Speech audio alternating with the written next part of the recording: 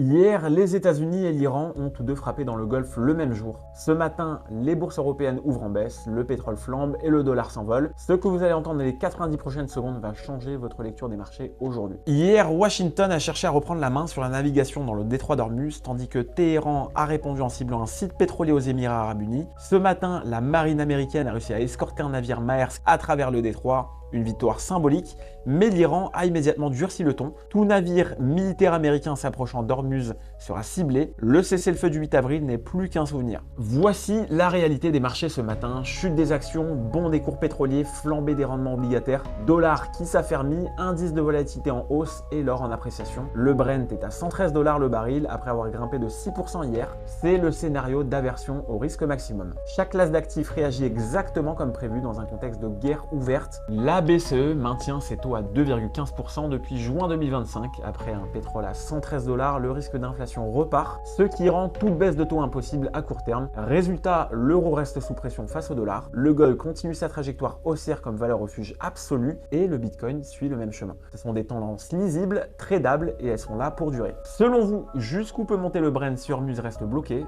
Donnez-moi votre target en commentaire. On approfondit tout ça en live à midi. Rejoins-nous via le lien en bio. Ciao!